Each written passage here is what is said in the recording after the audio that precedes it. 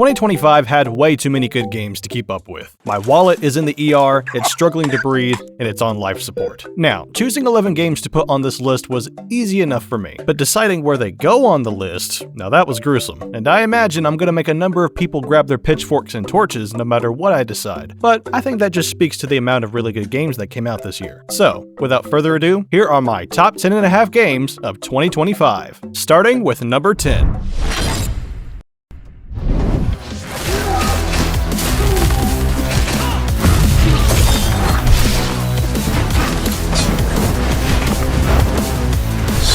Fury in your eyes. Tear him to shreds! Shinobi: Art of Vengeance. This game's visuals initially pulled me in to try its demo, but it took less than a minute playing that demo to realize that this game feels amazing to play. The platforming, the combat, or even just the simple act of running forward feels fluent and responsive. They even made dying in this game feel satisfying. How do you even do that? The boss battles are all really well designed and challenging. I also love the semi-Metroidvania approach to most of the levels, but what brings this game down for me a bit are its transitional levels in between the main levels. The ones where there's some kind of gimmick like riding a giant dog or a hoverboard to get to your next destination. And don't get me wrong, that sounds awesome in concept, but they're drastically different from the rest of the game, they lack any kind of checkpoints, and they feel really unbalanced in terms of difficulty. And I feel like the developers kind of knew this, because after you fail so many times, they offer you the option to just skip the level. But that never feels great to do, because you're skipping the upgrade that the level offers you for completing it. But who knows? Maybe that's just on me. It might just be a skill issue. Regardless though, Shinobi: Art of Vengeance is an amazing ninja game with beautiful visuals, satisfying combat, and fun Metroidvania level design that will tempt you to explore every corner for all of its hidden secrets.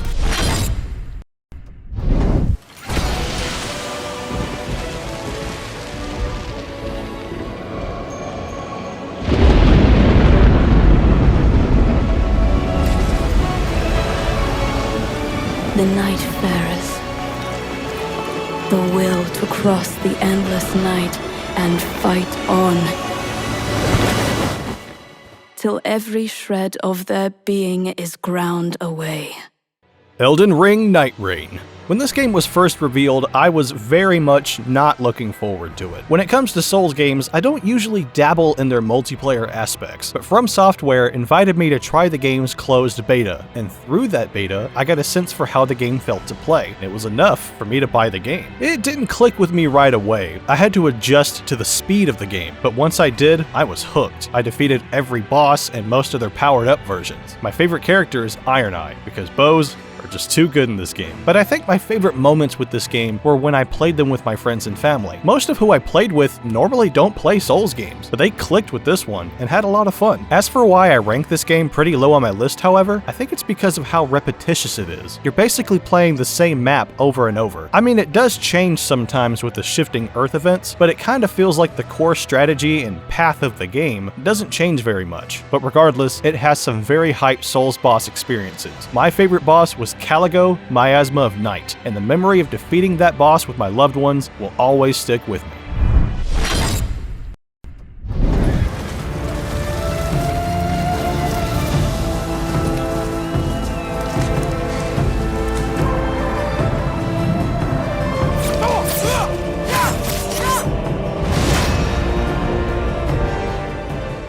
Ghost of Yotei. Man, I love the combat in this game. I love the combat in Ghost of Tsushima as well, but I love having multiple weapons instead of multiple stances with only one weapon. So that might be the only reason why I might prefer Yotei over Tsushima in terms of gameplay. The story and visuals are absolutely incredible, as expected from Sucker Punch. If I had one small criticism about this game, I would say that in terms of being a sequel, it does play it a little too safe. There's not enough to really help it establish its own identity apart from the original game. And I get it, you know, don't fix what isn't broken. And in some ways, I would agree, but I think the next Ghost installment should try experimenting with a new art style, or delve more into the mystical elements of Japanese folklore. The combat is solid, but I would like for it to be in a setting that feels a bit more refreshing. Still, the time I had with the game was wonderful, and at times, really challenging. And my favorite weapon was the Kursari Gamma, for Inuyasha-related reasons.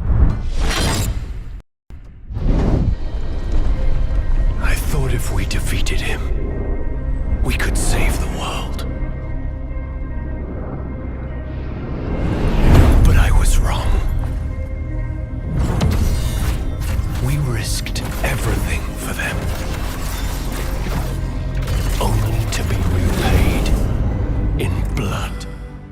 The first Berserker, Kazan. In a sea of Souls-likes, Kazan stands out with brutally satisfying combat and a fun and experimental skill tree that allows you to respec at any time. And the satisfaction of playing as a shirtless Berserker, voiced by Ben Starr, that guy's in literally everything, you cannot escape him. While the story and characters felt a bit more bare bones, it's the visuals, combat, and intense boss battles that really help keep this game afloat for me. I do wish there were more weapon types. The game limits you to dual swords, great swords, and spears. I think that if the game had about 2 more weapon types, then it wouldn't feel so limited. Though I will say throughout my playthrough, the game challenged me enough to rethink how I played the game several times, and what my favorite weapon was. When I started the game, it was the greatsword. Then halfway through the game, it was the dual blades, and near the end of the game, it was the spear. Kazan has crunchy and combo-heavy combat that toes the line between hack and slash and a Souls-like, but manages to balance them both in a way that's unique and dopamine-inducing.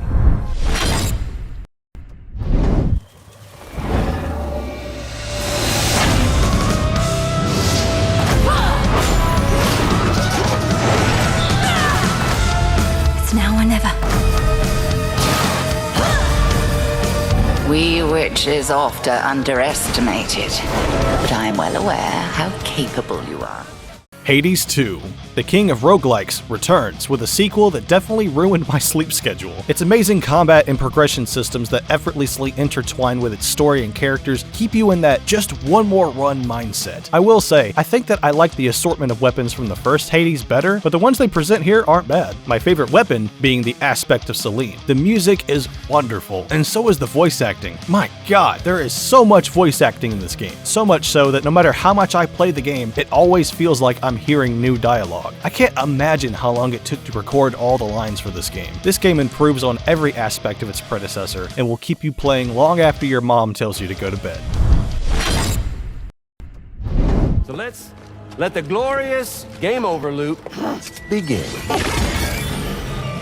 The fuck?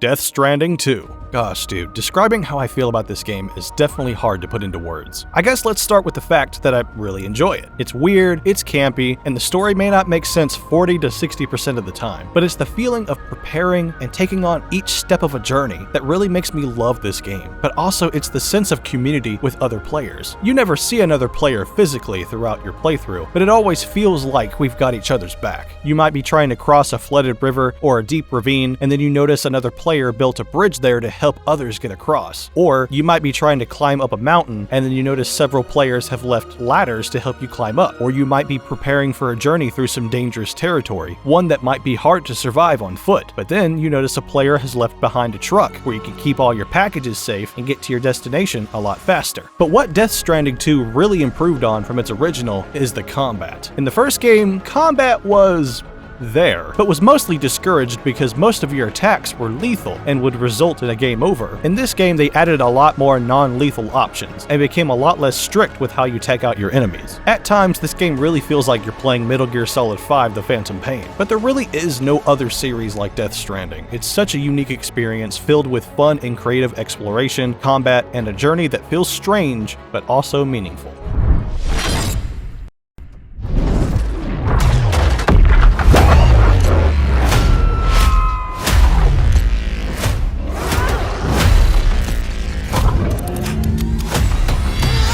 Split Fiction.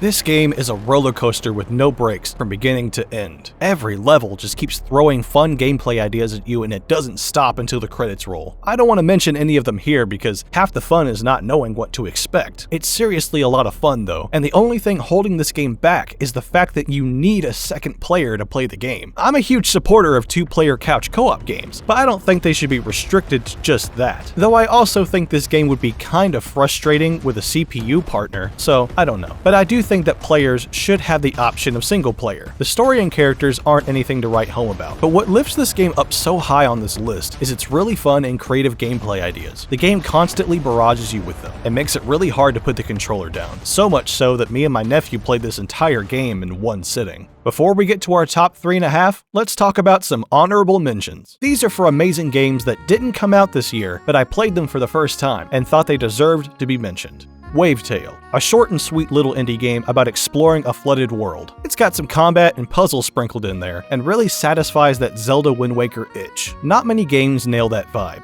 Marvel Midnight Suns, a strategy game with Marvel characters from the developers of XCOM. I was always told this game was kind of mid, but after giving it a try, I actually really enjoyed it. Until then. Trust me when I say that if this game came out this year, it would 100%, 110% be my game of the year. It's an emotional roller coaster with really well written, down-to-earth characters and a narrative that grabs onto you and never lets go. But I don't want to leave it at just an honorable mention. So for the first time ever on this channel, I'm going to hand out the award of Best Game I Played This Year that didn't come out this year. Congratulations!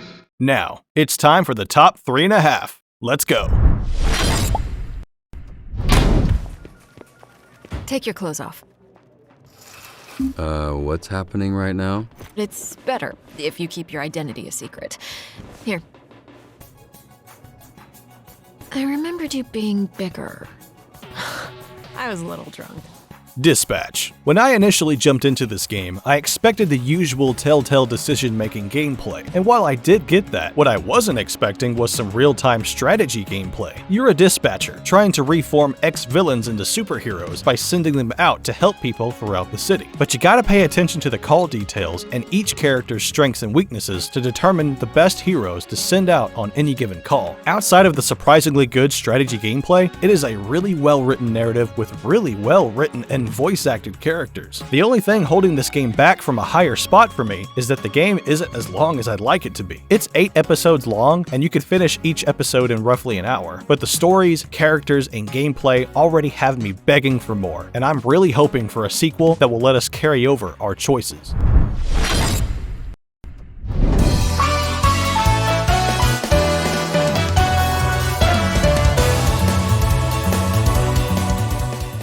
Trails in the Sky, First Chapter, Remake.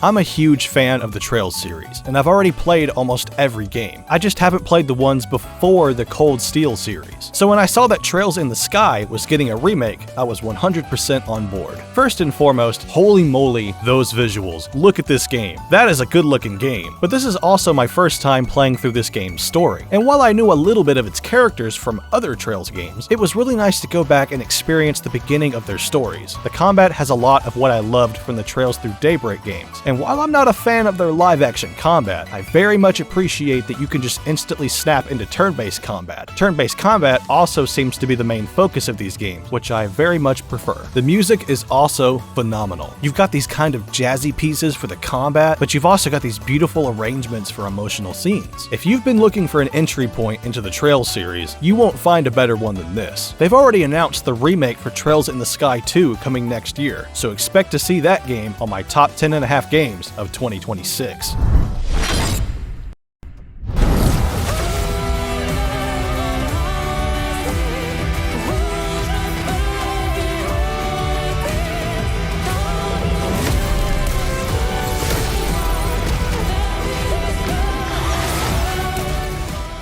Clair Obscur Expedition 33. Now by this point, I imagine there are many angry people that have either clicked off this video or are in the comment section or outside my house with their torches and pitchforks.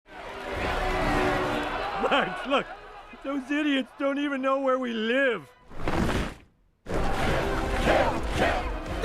Hear me out though. This game was my #1 game of the year for most of the year, but another game came along and took that spot for me. It wasn't instant though, and I really had to sit down and contemplate whether or not this was going to be my #1 or not. Expedition 33 is a beautiful work of art with amazing characters, incredible combat, beautiful music, a world that really draws you in, and a fantastic story. for most of the game. I will not spoil anything here, but I will say that the only thing that pulls this game back into the number 2 spot is the final act of the game. Act 3 changes your perspective of the entire game in a way that people will definitely see in a positive way, but for me, it was very much the opposite. I still love the characters and boss battles in Act 3, especially the final boss, but the story beyond that point twists the narrative in a way that is just not for me. But still, Expedition 33 is an undeniably incredible RPG that will go down in history as a certified classic. And if you're still here and you were curious about what took the number 1 spot, well, you're about to find out.